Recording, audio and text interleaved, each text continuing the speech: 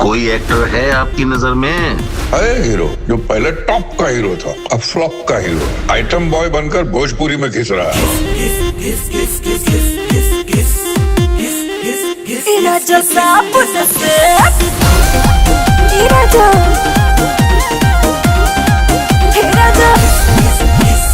पहिया में धर के पीस लचकी, कुटवा पे काटे जैसे मधुमक्खी।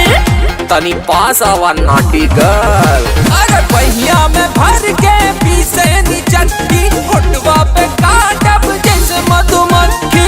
मीठा खिलाएगा, आदत लगाएगा, भाग न गहिया राजा जी। हम लागल बदलवा, अरे लागल त करे कोरी,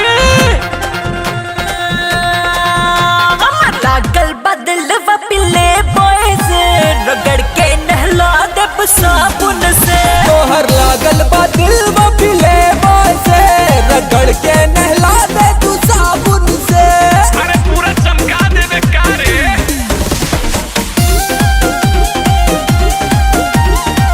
Bhojpuri is better than Hollywood? रे पिठिया दबाए रानी चढ़ चढ़ के, रे पिठिया दबाए रानी चढ़ चढ़ के।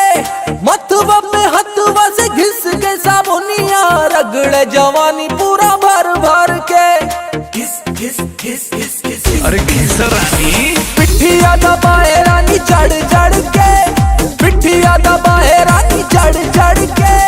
मोहनी गड़ाए जब बड़ा मजा आए, छल के जवानी पूरा भर भर के।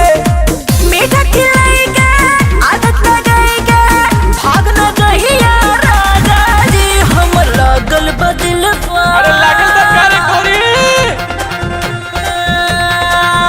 हम लागल बदलवा पिले बॉय से, रगड़ के नहला दे साबुन से। तोहर लागल बा दिल बा पिले बॉय से, रगड़ के नहला दे तू साबुन से।